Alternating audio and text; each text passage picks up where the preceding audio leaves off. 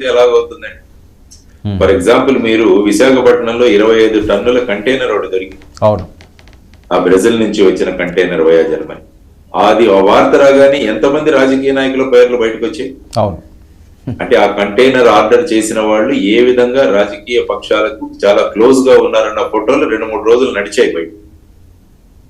Actual గా ఏంటంటే political పార్టీల్లో ఉన్న వాళ్ళు ఎప్పుడు కూడా ఈ విధంగా జరిగే అసాంఘిక చర్యలు ఏవైతే ఉన్నాయో వాట్లకు చేసే వాళ్లకు మద్దతుగా ఉండడమే ఈ మధ్య పొలిటికల్ పార్టీస్ వాళ్ళని దగ్గరగా తీసుకోవాల్సిన భూమిక చాలా మంది వహిస్తున్నారు. ఫర్ ఎగ్జాంపుల్ ఎక్కడైనా భూ కబ్జా చేయాలి అంటే దానికి పొలిటికల్ ప్యాటర్నేజ్ కావాలి, ఏదైనా అవకతవకలు చేయాలంటే పొలిటికల్ ప్యాటర్నేజ్ కావాలి. సో ఈ విధంగా మన రాజకీయం మారిపోయింది, మన ప్రజాస్వామ్యం మారిపోయింది. దీనికి ప్రధానమైన కారణం ఏంటంటే ఎన్నికలు చాలా ఎక్స్పెన్సివ్ గా అవడం. ఒక్కొక్క ఎమ్మెల్యే నిలబడాలంటే 25 నుంచి 30 కోట్లు 40 కోట్లు ఖర్చు పెట్టాలనడం, ఎంపీ అవ్వాలంటే 100 నుంచి 150 కోట్లు ఖర్చు పెట్టాలనడం వల్ల ఈ డబ్బులు ఎక్కడి నుంచి వస్తాయండి? ఇల్లీగల్ యాక్టివిటీస్ చేస్తేనే వస్తాయి.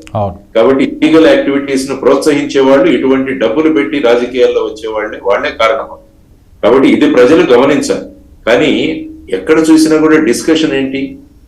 నేను క్యాంపెయినింగ్ వెళ్తున్నప్పుడు చాలా మంది ఈవెన్ మంచి మంచి అపార్ట్మెంట్స్ లో ఉన్నవాడు కూడా, సార్ ఆయన 40 తీస్తున్నాడట, ఆయన 30 తీస్తున్నాడట, మీరు ఇలా డోర్ టు డోర్ క్యాంపెయినింగ్ చేస్తే మీరెప్పుడు గెలవాలి సార్ అని ఇటువంటి సలహాలు ఇచ్చేవాడు కూడా ఉన్నారు. చూడండి ఎంత దురదృష్టకరం. అంటే రాజకీయాల్లో ఆ కుర్చీ చేయడానికి ఏదైనా చేయడానికి సిద్ధంగా ఉండాలని ప్రజలే యాక్సెప్ట్ చేస్తున్న సందర్భంలో ఈ రాజకీయ నాయకులు ఫైనల్ గా ఈ డబ్బులు ఎలా సంపాదించాలని దానికి ఇవన్నీ కూడా జరుగుతున్నవి.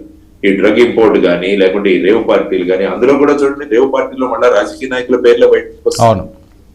ఎవరో ఒక ఎమ్మెల్యే స్టిక్కర్ ఉన్న వెహికల్ ఉందని చెప్పేసి అక్కడొక ప్రచారం, ఇవన్నీ జరుగుతున్నాయి. కాబట్టి ఇటువంటి వాటిల్లో ఇన్వాల్వ్ అవ్వకుండా చూడాల్సిన అంశాలు ఏంటంటే అప్పుడు ఆ క్వాలిటీ ఉన్న వాళ్ళని మనం ఎన్నుకోవాల్సిన అవసరం చాలా ఉంది. లేకుంటే ఏమవుతుందంటే ఇది ఇంకా అధోగతి పాలై భ్రష్టు పట్టే అవకాశం ఉంది.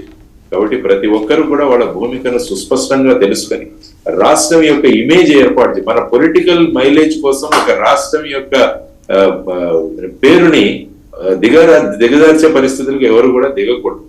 అందువల్ల ఇదంతా ఒక కలెక్టివ్ రెస్పాన్సిబిలిటీగా మనందరం కలిసి పనిచేయాలన్న ధోరణి. ఎందుకంటే ప్రస్తుతం మీడియా కావచ్చు, సోషల్ మీడియా కావచ్చు, ప్రతి ఒక్కరూ మాట్లాడింది కేవలం మన రాష్ట్ర పరిధిలోనే ఉండట్లేదు, అది దేశ పరిధిలో ఇంటర్నేషనల్ గా కూడా వెళ్ళిపోతుంది.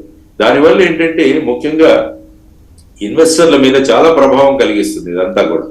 అంటే ఈ రాష్ట్రంలో మనం మనుగడ లేదు, ఈ రాష్ట్రంలో లా అండ్ ఆర్డర్ లేదు, ఈ రాష్ట్రంలో డ్రగ్స్ రాష్ట్రంగా ఉంది, కాబట్టి ఏ ఇన్వెస్టర్ వస్తారండి మన దగ్గర? సో ఇవన్నీ కూడా ఆలోచించాల్సిన అంశాలు. ఆ విధంగా పొలిటికల్ పార్టీలు వాళ్ళ నాయకులు కేవలం కుర్చీయే ప్రాధాన్యం కాదు, రాష్ట్ర పురోగతి, రాష్ట్ర అభివృద్ధి ప్రాధాన్యత అన్న ధోరణిలో అందరూ ప్రవర్తించాల్సిన అవసరం. సార్, ఈ లైవ్ సాక్షిగా మిమ్మల్ని ఈరోజు ఒక రిక్వెస్ట్ చేస్తున్నాను. ఖచ్చితంగా ఇలాంటి అంశాలు ఏవైతే ఉన్నాయో ఈ అంశాల మీద ఫర్ బెటర్ సొసైటీగా మీరు ఒక కార్యక్రమాన్ని చేపట్టండి. మీతో పాటు 99 టీవీ కూడా ఖచ్చితంగా కదులుతుంది. డ్రగ్స్ మీద ఒక పోరాటం చేద్దాం, ఏదైనా అవినీతుల మీద ఒక పోరాటం చేద్దాం. దేనికైనా సరే ఏదైనా ఒక అంశం బయటకు వస్తే దాని మీద ఒక ప్రోగ్రాంలా తీసుకుండి కొంతమందిని అందులో ఇన్వాల్వ్ చేసి, మీరు అన్నట్టుగా సినీ పరిశ్రమలో ఎవరైతే డ్రగ్స్ వాడుతున్నారో, సెలబ్రిటీలు ఎవరైతే డ్రగ్స్ వాడుతున్నారో వాళ్ళని నిషేధించాలి. రేపు మీరు అందులో ఇన్వాల్వ్ అవ్వకుండా చేయాలి. దీని మీద కూడా ఆఫ్టర్ కౌంటింగ్ మనం ఒక ప్రోగ్రామ్ కండక్ట్ చేద్దాం సార్. మళ్ళీ మనం కూర్చుందాము ప్లీజ్. దానికి సంబంధించి మీరు కూడా గ్రౌండ్ ప్రిపరేషన్ చేయండి సార్. మా వంతు కూడా మేము పూర్తి స్థాయిలో అవన్నీ కూడా తీసుకుందాం. ఎవరైతే దీనికి ముఖ్య కారణం ఉన్నారో, ఎవరైతే మా సొసైటీ వీళ్ళందరూ ఉన్నారో వాళ్ళ దగ్గరికి కూడా వెళ్దాం, మనం రిక్వెస్ట్ చేద్దాం. ఎంతో కొంత మన ప్రయత్నం మనం చేద్దాం. మన సంకల్పము, మన ప్రయత్నం చేయాల్సిన అవసరం చాలా ఉందండి. ముఖ్యంగా 99 టీవీ వారు ఈ విధంగా ముందుకు వెళ్ళడం, ముఖ్యంగా ఆప్తులు మిత్రులు తోట చంద్రశేఖర్ గారు ఎప్పుడు ఈ విషయాల్లో ముందుంటారు. ఒక సమాజం తీసుకొచ్చే సమాజాన్ని మనం తీసుకురావాలని సత్యనారాయణ గారు వీరందరూ కూడా ఎప్పుడూ అనుకుంటూ ఉంటారు.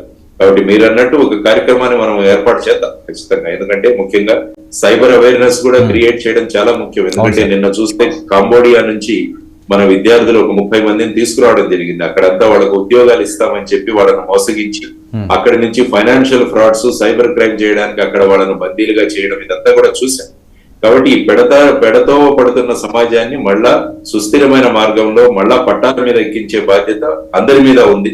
ముఖ్యంగా 99 టీవీ వారు ఇందులో ముందుకు రావడం అన్నది చాలా హర్షణీయం. అందరం కలిసి ఒక మంచి సమాజం కోసం కలిసి కృషి చేద్దాం వర్మ గారు. ఇందులో నేను ఎప్పుడు కూడా మీతో కలిసి పనిచేయడానికి